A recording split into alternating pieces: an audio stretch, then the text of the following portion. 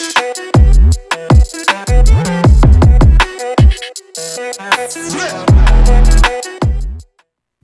evening, Doctor. I would like you to respond to the situation, the failure, as I see it, of the public school systems as far as aiding our youth. And what do you have to say about maybe an approach to that particular problem? The public school system is not an educational institution. You must distinguish between education and training. You can train a dog, you can train a seal, but once the dog learns how to think, he will bite you and get away.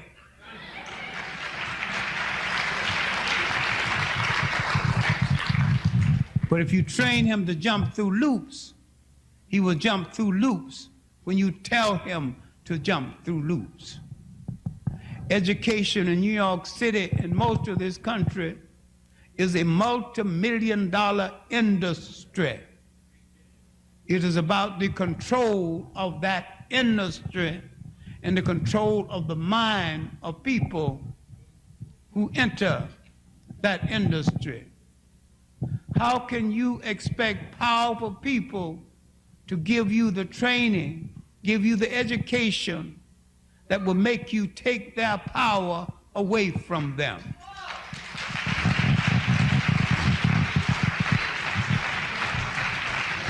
So therefore, education for you in the public school is a contradiction in terms, because if you were educated, you'd be the masters of yourself instead of falling behind someone else to lead you, you would lead yourself. So yeah, that speech, that short clip that we just seen was from one of my favorite scholars, John Henry Clark, and I read a lot of his books, especially when it comes about African history and things like that. We'll get into that in future shows, but I wanted to start with that particular clip because he said a lot by saying a little, right? And one of the things that he emphasized is that public education or the public school system as it's designed is not designed to educate people. It's designed for indoctrination, right? And there's a difference between education and indoctrination. And the main difference between education and indoctrination is that education leads to freedom and indoctrination doesn't. And that's one of the real keys that you're going to be able to learn from today's show, because what we're going to do today is we're going to go back and we're going to look at previous episodes and we're going to review some of the things that we went over, and we're going to apply some of these new things into future episodes. And I also want to have an open discussion about a lot of different topics, because I know that a lot of the viewers, I know you have things that you want to talk about. So we'll get into some of these topics and we'll get into some ways that we can move forward and away from these paradigms that got us trapped in patterns of indoctrination instead of education. So my first episode that I did was I talked about social engineering, right? And he kind of confirmed what I was saying in the opening clip when he was explaining to you how the school system, right, is never going to teach you or never going to give you the power to take the people that are in power out of power. You got to understand that, right? So where can you get this education? Where can you get this knowledge that's going to elevate you at the very least to the same mental status as these people that are controlling everything in the world, right? Well, it takes a lot of self-responsibility, right? There was a lot of nights when, my friends was going out and people was having a good time. I would sit home and read books. Oh, you a lame, you don't want to go out, you corny, put the book down. The famous saying in the hood, shorty can't eat no books, right? All those cliche things that we always attach to people that read and have some type of knowledge, the nerd label. And, none of that really mattered, because I always understood from a young age that knowledge was power. I always had my head in a book, right? So one of the first things that you start to realize going through this information is that your knowledge is only as good as the source of information that you get it from. So, early in my research, you get draped into these what I call like fringe topics, right? Conspiracy theories, and you get draped off into these boogeyman tales of of things that really can't be proven, right? Because the source information for this is nowhere to be found, right? But then as you start getting into better sources of information, you start realizing that the things that you're saying are not really that fringe. They're not really that far off from the truth, right? I know a lot of people are familiar with the saying truth is stranger than fiction. Well, that's the truth. The reality is stranger than any type of horror story, science fiction story, comedy story that anybody could ever write in Hollywood, right? And the reason for that is because a lot of the stuff that they do is right under our noses, starting with the education system, right? So, I talked about this in the first show, how kindergarten was where they introduce you these concepts of following directions, right? And never questioning authority. So let's fast forward 20 years later, 30 years later to where we fully grown adults, right? And now you got about 60-70% of the country wearing face masks, right? Because somebody on the television told them to put on a face mask, right? They didn't bother to question authority, right? Because that's kind of frowned upon. Nobody wants to go to the doctor and be like, look, I don't really believe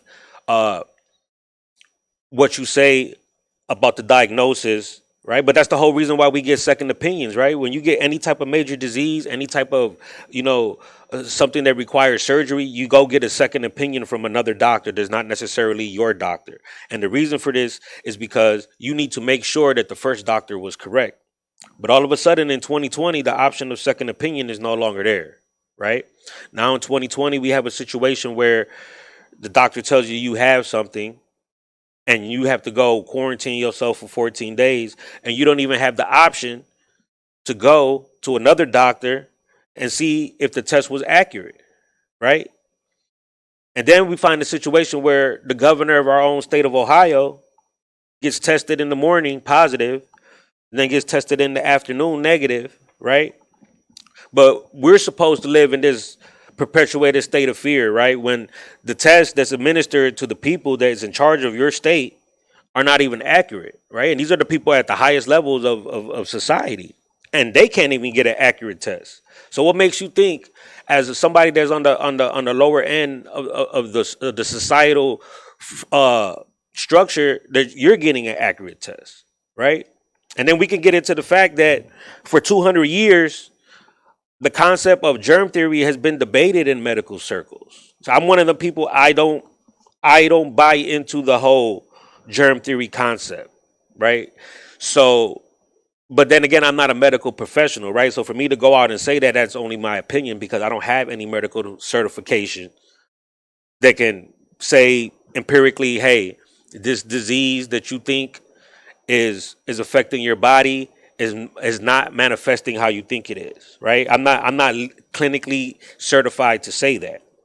But what I can do is I can introduce you to the information, right? So what I'm going to do today, I'm going to introduce you to some of that information. So I'm going to bring up here in a second.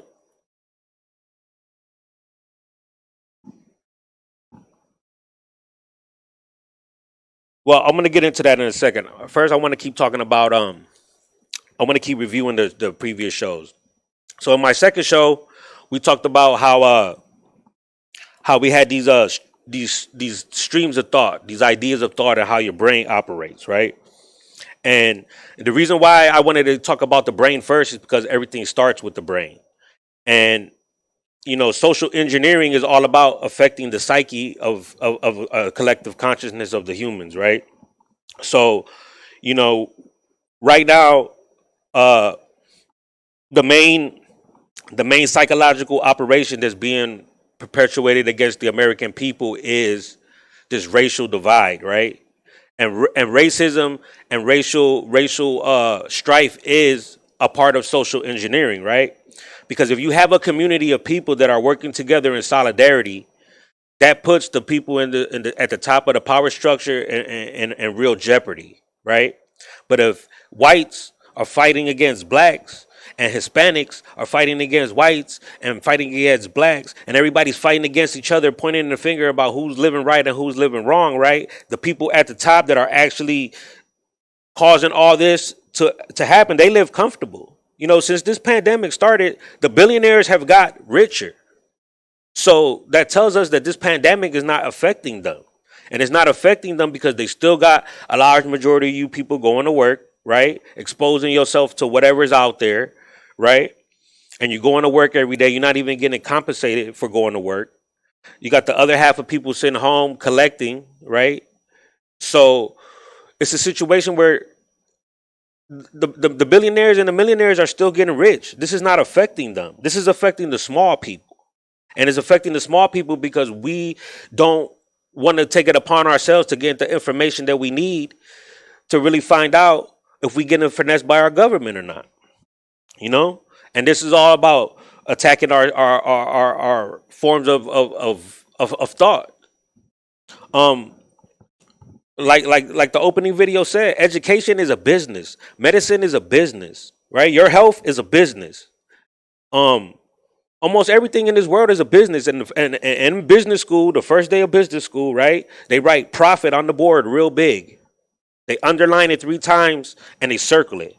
And they tell you that's the bottom line of any business. Not your feelings, not morality, not integrity. None of that is important to a business other than profit. So you got to understand that when you're dealing with something that's bottom line is the profit, however they could go about getting that profit is how they would do it. Somebody mentioned something about vaccines, right? So vaccines is a profit. It's for money. A lot of these companies that manufacture these vaccines, they have quotas that they need to meet. And if these quotas are not met, right, then the product gets taken off the shelf, meaning there's not a demand for this product, right? So how do you create demand for a product, right? You create demand for a product by creating new scenarios, new diseases that need to be new diseases that need vaccines need to be created for. You know what I'm saying? So what is supply and demand? We could put that on you got it popped up on the screen. Got it. Okay. Supply and demand, the amount of a commodity, product, or service available and the desire of buyers for it, considered as factors regulating its price. So, I mean, supply and demand is basic business, right? If people want something, somebody manufactures it and sells it, right? So the whole concept behind vaccines kind of came from the whole concept of germ theory, right? A guy named Louis Pasteur was one of the first people to really promulgate this whole idea of germ theory, right? If you look on the side of your milk carton, it tells you that your milk has been pasteurized or pasteurization. And pasteurization is the process of heating up the milk to a certain temperature, and is believed by heating up the milk to a certain temperature, you remove the germs from the milk, right? So I'm going to bring up some information here. I'm going to bring it up over here on my screen too, Paul, a different thread. Okay, bet. Because I want to show the people something that they probably don't know. So I need to access my drive. How do I access my drive from here? Hit the home button and then go to the Google's tools. I don't know. I'm having a little issue finding my my drive. All right, here goes some vaccine. You want to All right, you can put that up on there, and I'll talk about this first, and then I'll figure out how to get this over here. So, vaccine is a biological preparation that provides active acquired immunity to a particular infectious disease. A vaccine typically contains an agent that resembles a disease-causing microorganism and is often made from weakened or killed forms of the microbe, its toxins, or one of its surface proteins. The agent stimulates the body's immune system to recognize the agent as a threat, destroy it, and to further recognize it and destroy any of the microorganisms associated with that agent. that it may encounter in the future. Vaccines can be prophylactic to prevent or ameliorate the effects of a future infection by a natural or wild pathogen, or therapeutic to fight a disease that has already occurred, such as cancer. So basically, that's the basic definition of vaccine. So now I'm going to share some information with us, and I'm going to read it, and we're going to go over this information, and we're going to see that there's a disconnect between what many people feel about vaccines or infectious diseases and vaccines, and how they should be applied in the fight against infectious disease. So as soon as I can get this open, okay. Can we share this screen over here? All right. So this particular article right here is from a Dr. Alan Cantwell. And I mean, you guys could go check his credentials on your own if you feel that he's a valid source or not. That'd be up to you to determine. I'm not familiar with the magazine, The New Dawn, but I can cross-reference the information that he passed in here with other articles. So if you feel that this source of information is not valid enough for you, I do have this same information from other sources. I'm just using this particular one because the way he put it together is very easy to read. So he starts off here by saying, after a century of modern medical science, we still don't know the cause of cancer, heart disease, and many other chronic diseases that kill millions of people every year. The reason for this, in my view, right? So he's clearly stating here that this is his opinion right here. He says, in my view, is that medical science refuses to recognize the role that microbes, smaller than bacteria and larger than viruses, play in these diseases. Much of the fault lies in the dogma left over from the 19th century by such scientific icons as Louis Pasteur and Robert Koch, who are revered as fathers of microbiology and bacteriology. At a time when viruses, nanobacteria, and astrobiology were unknown, and when the germ theory of disease was in its infancy, both scientists held rigid views as to what was possible and not possible in biology. And neither Pasteur nor Koch could fathom the concept that living organisms might arise from non-living sources. Unfortunately, Pasteur, who died in 1895, had no medical training. Right. So I'm going to stop before I continue. So one of the things that people always emphasize is listen to the experts, right? Every time I get into a debate with somebody, or every time somebody tries to question information that I share, is always, well, you're not an expert, you should listen to the experts. Right? Well, the whole concept of germ theory was promulgated on the majority of society by a dude that was not a medical expert. It clearly says here he had no medical training, right? So the person that had no medical training gave you germ theory, which is what, right, even in the modern medical world, they still use germ theory as the basis for infectious disease. It came from somebody with no medical training, right? So he wasn't an expert in medicine, but he gave you a theory that we've ran with for 200 years, right? Because germ theory is the reason for vaccines. If you debunk germ theory and you establish that germ theory is a myth, guess what else is a myth? The effectiveness of vaccines. But guess who loses money? The hospitals and the vaccine makers. So they have to keep perpetuating the lie. Okay? The things that we're going to get into what really causes diseases. But right now we're going to expose the fact that a large majority of the information that y'all be running with, right, is foof. And I had to use the word foof because I couldn't think of any better word to use for it. Right? It's just straight foof. Okay? So we're going to continue. He was consumed with fermentation experiments and with proving air germs were the basis for human disease. Although he provided no explanation for the origin of atmospheric germs or how life began on Earth.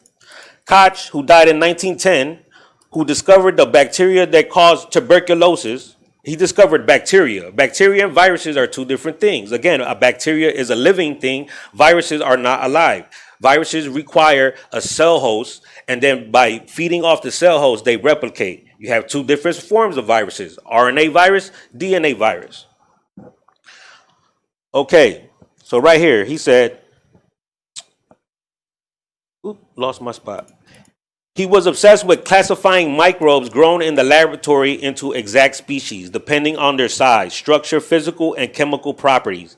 He insisted the species that were created were pure and stable, and that species were unable to change back and forth between each other. According to Koch, each species of bacteria produced a separate and distinct disease. Each germ also had to originate from similar parent germs, which reproduced by dividing in half by binary fission. Not every physician of that era believed in all the pronouncements of Pasteur and Koch. A few physician scientists challenged them because they knew what was often proven in laboratory experiments might not always be applicable to what was going on with bacteria hidden within the human body. Antoine Beauchamp was no slouch in the science department and was well known as a scientific rival of the famous Pasteur. The Frenchman was not only a doctor of medicine and science, but at various times was also professor of medical chemistry, pharmacology, and professor of physics, toxicology, and biological chemistry. There is also some evidence that Pasteur plagiarized much of Beauchamp's original research. Pasteur, however, is credited in history with saving the French beer and wine and silkworm industries, and with pasteurization and vaccine research. Beauchamp, despite his brilliance, was eventually eclipsed by the younger man. The details of the scientific controversy and plagiarism accusations are chronicled in E. Douglas Hume's book, Beauchamp or Pasteur, a lost chapter in the history of biology. So I'm going to stop right there. I mean, because the rest of this article goes in about Beauchamp and his history. But from right there, we could see that modern medicine was never about following the experts. Clearly, the guy with no medical training, right, where it says here, Louis Pasteur had no medical training. And then the guy here who was the professor of medical chemistry, pharmacology, professor of physics, toxicology, biological chemistry. And guess who got labeled the conspiracy theorist? Guess whose information got pushed away? Guess whose information nobody knows about? Beauchamp, the guy that was the medical professional, the guy that went and took the schooling, right? So this is why we need to really take a step back, fall back, and really reevaluate the information that we're getting from all areas, not only medicine, but science, history. When we get into the creation of the Federal Reserve, you guys are going to be in for a surprise, right? When you find out that the country's been bankrupt since 1933, right? This is the same country that runs your credit to make sure that you a standing citizen and you can pay your stuff on time, and they can't even pay their bills on time. They've been in debt since 1933. The United States of America has been bankrupt since the creation of the Federal Reserve. And they got the audacity to run your credit to see if you are a responsible human being. Right? So, I'm going to go into the article a little bit more because I want to look at Beauchamp and I want to establish who he was. Beauchamp had his own ideas concerning the origin of life and the germ theory of disease. In animal and plant cells, he observed infinitesimal microscopic granulations that he considered the incorruptible elements of all life. After many laboratory experiments and microscopic examinations of these granules, the physician scientists claimed that these so-called micromonas were capable of developing into common living organisms that go by the name of bacteria. In his view, Pasteur's air germs had nothing to do with the origin and appearance of these micromonas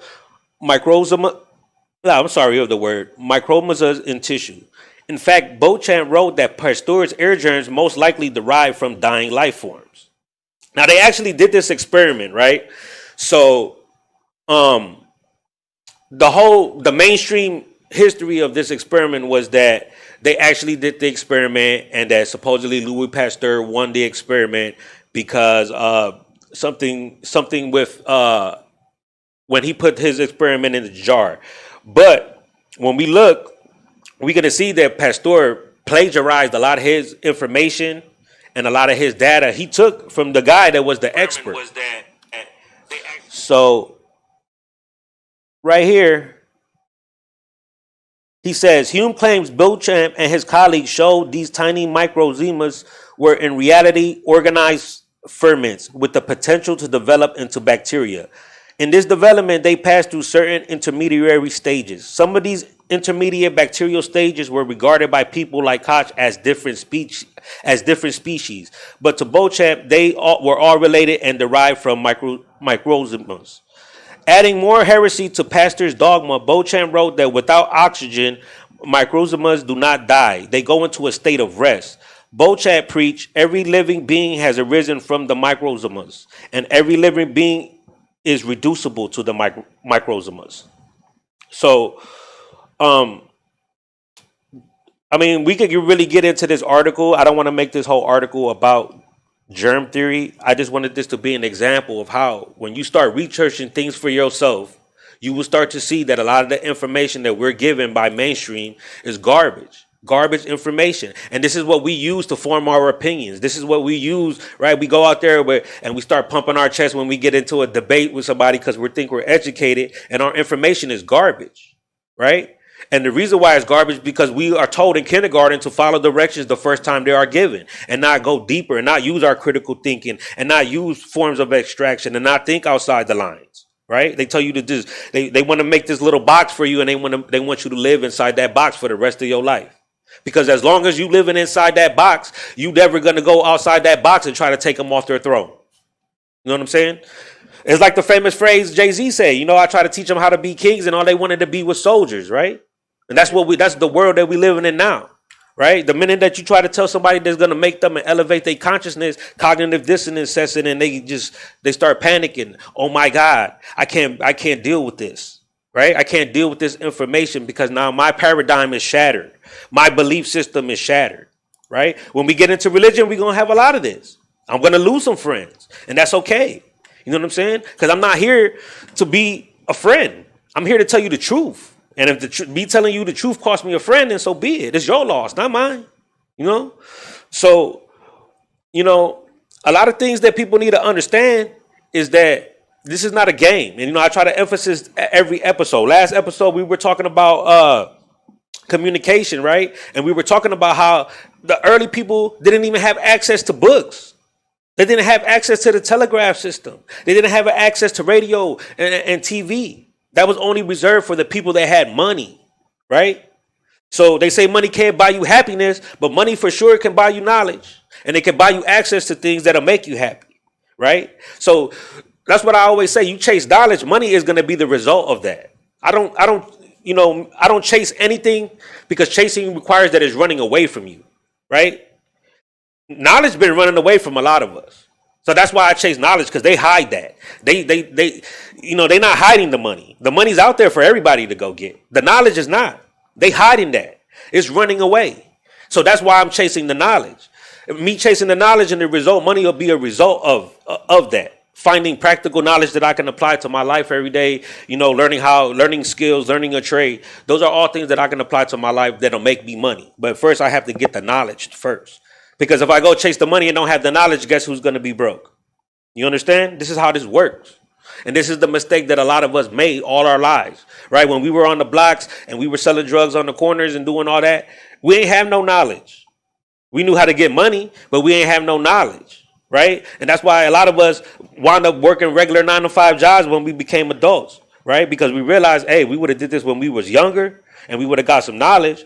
We would have had more successful lives at a way younger age. A lot of us, me personally, I'm 38 years old. I'm just now getting my life together when the world's ending, right? Ain't the irony of that? I always used to say, I'm going to get my life together when the world ends. And sure enough, my life is getting together as the world is ending. You know what I'm saying? And I'm just saying that like hypothetically, figure of speech. I don't really see the world ending, but for a lot of people, it is. A lot of people lost their businesses this year. A lot of people, lost family members for whatever reason, So the world is ending for a lot of people. And, a lot of this is a manipulation of our consciousness. You know what I'm saying? You got to understand. And the reason why a lot of y'all don't really understand that it's possible for our consciousness to get manipulated is because we're only looking at the world in a third dimensional lens, right? When you start looking at the world, fourth dimension, fifth dimensional lens perspective, and you start to understand that the other half of your reality is a spiritual reality, is a metaphysical reality, right? Then you'll start tapping into that information and you'll start tapping into that energy. You know what I'm saying? Astrology works not because the stars are really aligning and It works because the people at the top of the power structure believe in it and they have the money to make it work. That's why it works. That's why I study it. When in Rome, do as the Romans. That's what they tell you to do, right? But none of us do that. You know, we want to have our own opinions of the world. We think that our our beliefs is what the people at the top believe. And that is not the case. That is not the case. I can assure you that is not the case. And I can't wait till we get into that episode because I want, sometimes I just want to skip ahead, but I can't do that. I gotta maintain my discipline, right? Because I can't overload you people with information after information after information, right? Without you understanding that information. So They have the power to manipulate reality, or the peons' reality, because they have so much money and they have so much resources, and they can get the information out to the masses, and boom, now we have something that a lot of people believe in, and it may not even be true. like we talked about last week, you got to remember that only a few certain people had books, right? Let's start with that. Let's start with the concept of I have one book.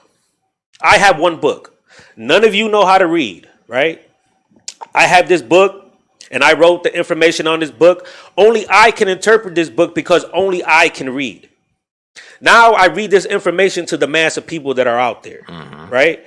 The only interpretation of you got of this book is my interpretation of the book because I wrote the book.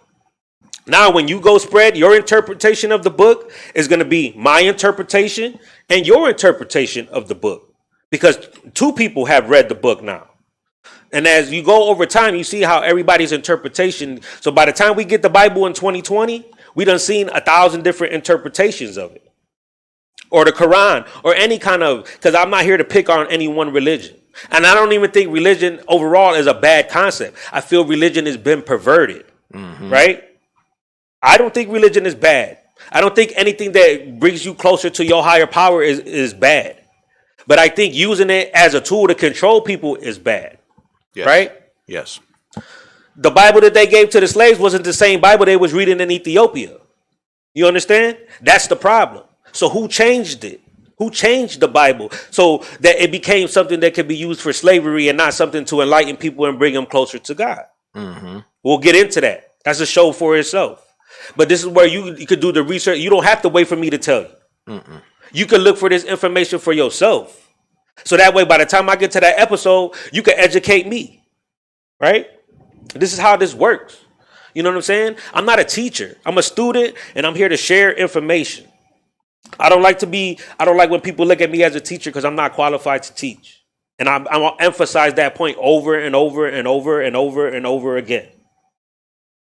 I'm here to share information and to push your brain into a state of critical thinking, right? Because for a long time, we've been in a coma. The movie The Matrix was a documentary for the real world. Symbolically, it was a documentary explaining to us that our minds are in a state of imprisonment. And you have to unplug yourself from this state of imprisonment and wake up to the real world around you. And the real world around you is that there's a group of people, a system that was developed thousands and thousands and thousands of years ago that's been in existence and is here to control. That's it. It's not here to kill everybody. It's here to control. It's here to take 30%, 40% of your income before you die. Right? Everybody that get up and going to work every day, before you die, 40% of your income will go to the IRS. Why? Because the IRS is not part of the government. It's a private entity. The Federal Reserve Bank is a privately owned bank with privately held stock shareholders. Majority the Rothschilds. The Rothschilds got a large majority of shares into the Federal Reserve and the Rockefellers, among other groups that we don't know, because they're not obligated to reveal who their shareholders are. So our financial system is controlled. It's not even controlled by our government. You think it's controlled by our government, right? Because that's how they teach us in school. The Treasury and the system. You got the judicial system, the legislative branch, the executive branch, right? And we go through this school and we learn all this bullshit about how the government is not set up like that anymore. Maybe initially when the founding fathers put it together, that's how it was created. We now live in a corporate oligarchy. That's what our government is right now. A corporate oligarchy where the corporations who control government organizations like APAC and things like that control the laws that are made in this country. Money talk, bullshit walk. That's how this country is run because it's a capitalist system. If you got capital, you will be powerful in this country. That's the way it works. Now, let me see how we're looking on time. We got time? I could cook a little bit. So one of the things I wanted to talk about, I want to introduce a new topic. I wanted to talk about the family structure because I feel like that's something that we don't really get into, right? A lot of us don't really understand how the family system has been under attack for a long time. And when I get into talking about hip hop, I'm going to talk about how specifically hip hop was used to destroy the family structure in the inner cities. But there's other ways family structures can be destroyed. And one of the most destructive things to the family system was the welfare, right? And the reason why welfare it was destructive because it demasculated a lot of men, right? It puts them in a situation where now the woman is able, right, to get this subsidization, this food subsidization, right? And, you know, even if they need it or not, it doesn't matter. It creates a mindset of reliability on the government to feed you. When you give somebody the power to feed you, you give them the power to starve you. And that's what welfare did, right? And not only that, but at the same time they were implementing the welfare systems, they was also criminalizing being black in America, right? So not only are they taking the man out of the home, right, and locking him up, they making sure that his woman don't need him when he come back home because now she got food stamps. And now she got subsidized income that she could take care of herself without needing a man. So over the years, you see the deterioration that this did to the inner city, right? It put us in a system where we was broken, right? I remember going to see, I had real food stamps growing up. I went to the store with the paper food stamp with the book. And if you ain't had the book, you couldn't even make a transaction if you were spending a food stamp over $10, right? Because you needed the book, or you go to the store and buy something for $1 and get your 75-cent change, right? But it created a system of dependence on the government, right? Even now we see it, you know, and it's not just an inner city thing, because if you look at the statistics for welfare, 50%, 55% of the people on welfare are Caucasians. So it's not just a inner city thing, a black thing, a Hispanic thing, right? But it is a poverty thing, right? Because there's a lot of Caucasian people that live in poverty too. You know, that's the big misconception. We think that we're the only people that live in poverty. I lived in Marietta, Ohio, okay? And it's a very nice town, right? I lived there a long time ago. But, I mean, we would go into West Virginia to drive to Parkersburg and places like that. And you see people living in real poverty, white people in trailers, real poverty. So, like, we need to stop thinking that this is a black and white Hispanic thing. It's a rich, poor thing. That's the real war that's going on. It's the super rich against the super poor, right? And there's some really smart, evil people out here, and there's some really smart, good people out here, right? And they bagging with each other. They're fighting with each other. But these people that are really bad and really smart have a lot of money. You know what I'm saying? And so they're able to implement what they want to do a lot more effectively than the good people that are trying to enlighten us and wake us up to what's going on in the world. You know? Another way the family system is destroyed. Hey, evil people aren't nice. Exactly. Because we talked about this in the first show, how nice means stupid, right? We try to play the nice. That's why nice guys finish last. It's no secret. Because nice, the root word of the etymology of the word nice means stupid. So that's why when you play nice, you get stepped on.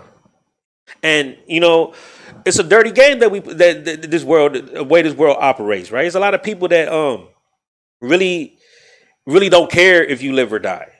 You know, that all lives matter concept, it sounds good in theory, but there's a lot of people don't really care if you live or die. They don't care about your kids if they live or die. It's on you, the individual, right, to look after your people. It's on you, the individual.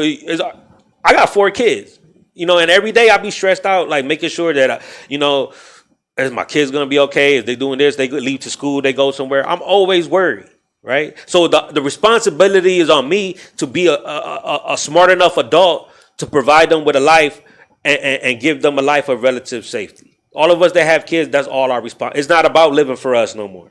It's about making sure that we get them to adulthood with knowledge, their health intact, and some type of financial stability so they're not going into this world lost, right? We understand that, sometimes people need help along the way. So like, me going in on welfare is not a knock against people that need it, but it creates a system of dependence, right? How about if they would just give people their whole check and stop taxing people 30-40% of their wealth? People wouldn't need welfare if they were getting all their check, because I knew a lot of people that were on welfare that worked. So it wasn't a lazy thing. My mom worked 2 jobs. They just wasn't paying enough. You understand? So like a lot of people that's on welfare or get food stamps, they work a job. Their job is not paying them enough. Nike sells you a pair of Jordans, or Jordan Company now, because he's an independent, right? They sell you a pair of Jordans for $200, $250. A pair of shoes that cost about $2, $250 to manufacture. By the time it goes through from Korea or wherever it's made at, right, and gets here to America, they done added tariffs on it. They done add shipping costs. They done add costs for copyright. You, the consumer, pays $200 for it, just so you could go out there and stun on somebody else at the club that don't really care that you got the shoes on, right? They don't really even care that you got the shoes on. But it makes you feel good inside, right? That's why all of us buy nice shit, because it makes us feel good inside. Right? And the whole time, the people that's collecting this money, they laughing to the bank. Look at these fools. I done charged them 300, 400 times what this is worth. And they paid for it because they so pressed about being somebody in society that they're willing to pay 3 times the amount of what something's worth. You understand? That comes from us being secure about ourselves. You know what I'm saying? You look at history, and some of the richest dudes in the world was walking around barefoot because they had kingdoms, they had empires. Look into Mansa Musa. He was the emperor of Mali. He built the Malian empire. Walked around, half the time he would walk around butt naked with gold on. You know what I'm saying? Walking around butt naked in the jungle with gold on. Because his status was already cemented. He was already cemented. He controlled all the gold mines. You want to go, you had to go through him. He didn't need clothes. He didn't need any of that. Now, granted, we're more civilized people now. We're more, more polished culture now. But it's the idea behind this, right? We externalize our power into material things, and that's not where our power comes from. Our power comes from in here. This is where our power is, how we love other people, how we care for other people, right? How we apply knowledge into our daily life. That's where our power comes from. You know what I'm saying? Taking care of our health, not putting pills and all this junk into our body that's keeping us perpetually sick, right? That's where our power comes from. It doesn't come from this outside stuff. You can put this slide up because I want to talk about this slide.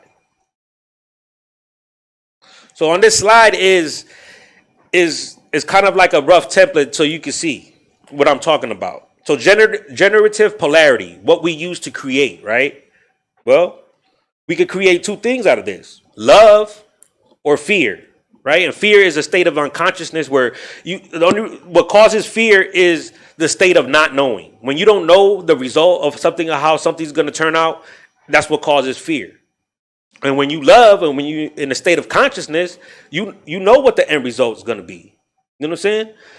So like, that's a word that we like to use a lot, the word love, right? So I'm going to ask these questions to the viewers. I'm going to start with the men first, right? How many of you men love your woman enough to let her go because you ain't making her happy? I want to know, because that's what love is. Love is a lot of letting go in the process of love, right? How many women out there are willing to, be with a man when he ain't necessarily got his life together? Because a lot of y'all want a man that got his life together and got everything perfect. How many of y'all love him to deal with his bullshit? Is it because we like to use the word unconditional love, but we know that love comes with conditions. It has to, or it's not going to work, right?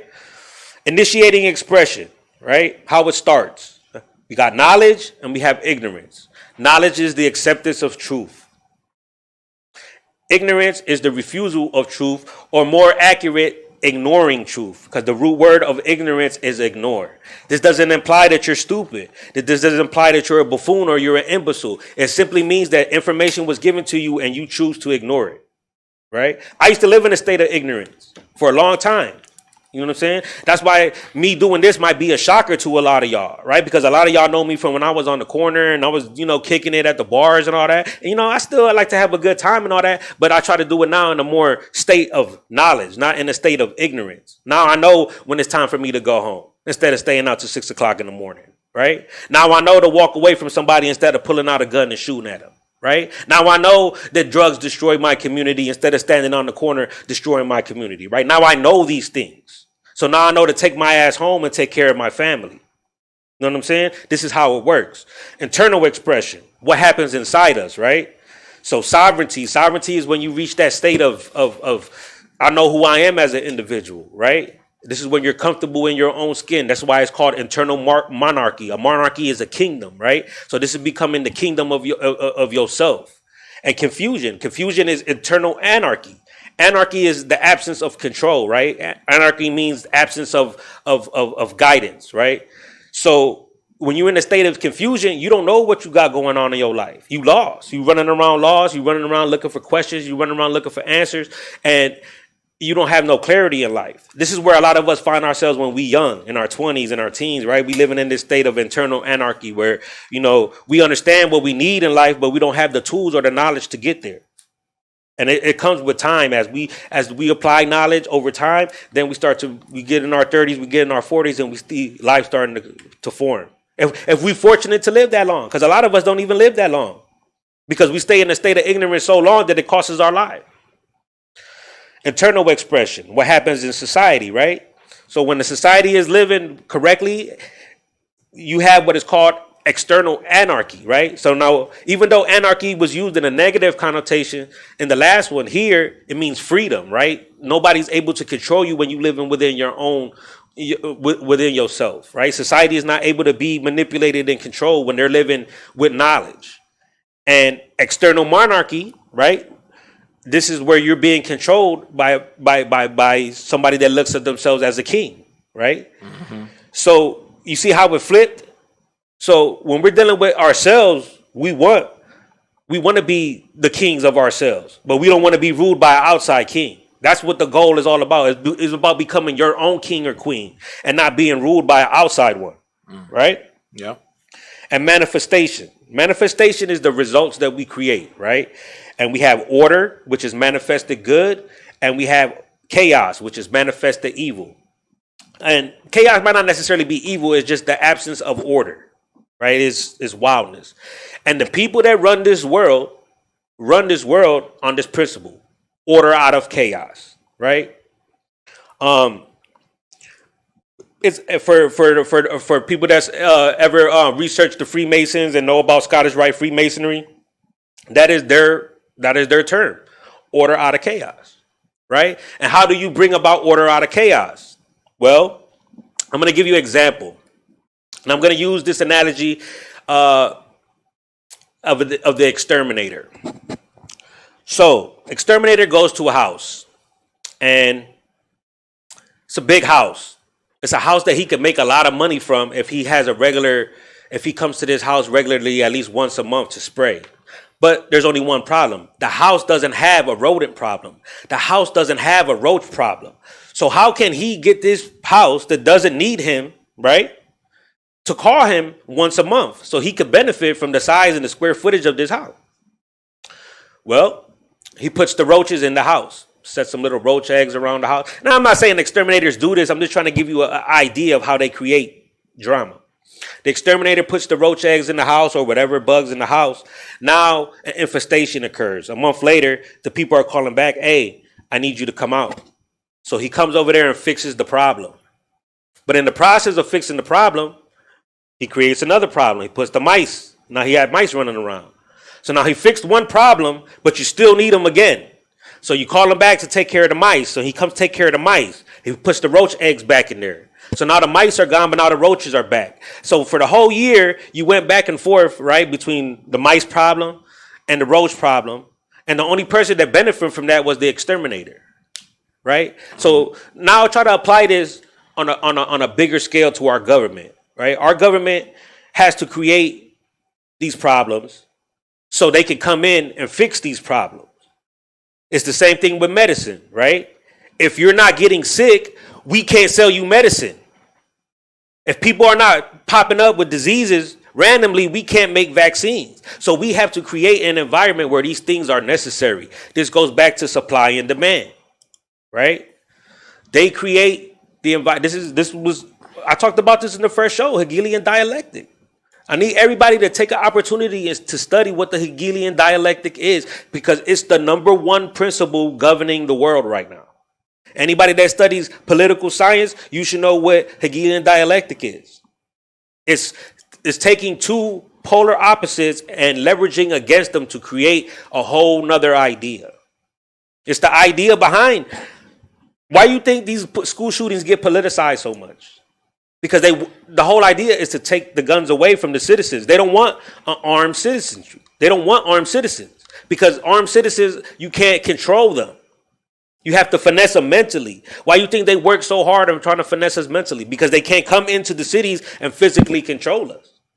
That's why they convince you to give up your guns psychologically, by creating environments where there's nothing but school shootings, right? It's nothing but people getting killed. That's all they show you on the news. So you mean to tell me that somebody in Chicago owns a gun factory? Somebody in Camden, New Jersey owns a gun factory? Somebody in the Bronx owns a gun factory? Right? Where are the guns coming from? Why we never address that problem? We always address who's doing the shooting. We never address who's making the guns. That's the problem. That's everything that's wrong in America. We always address the symptoms and we never address the illness. So with that being said, I'm going to get ready to wrap up episode 5 today. I did an early stream today because I have some events that I need to attend to. So I wanted to make sure that, I go out there and I support everybody like they be supporting me.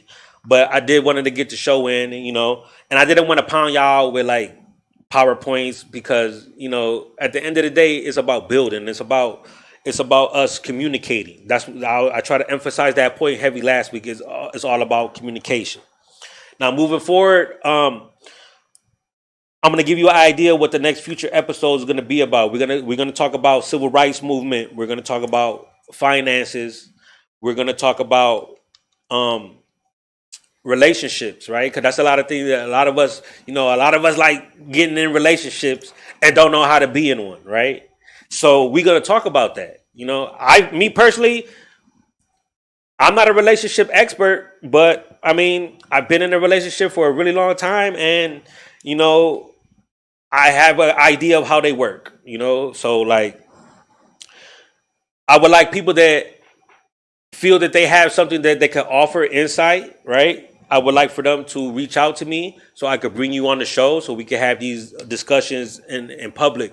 I don't want to be talking for an hour. I do not enjoy the process of talking for an hour. I do it on the strength, because really I would prefer to be talking with somebody and building and really like getting down to the nitty gritty of things. But with that being said, I want to thank everybody for supporting, watching the show today.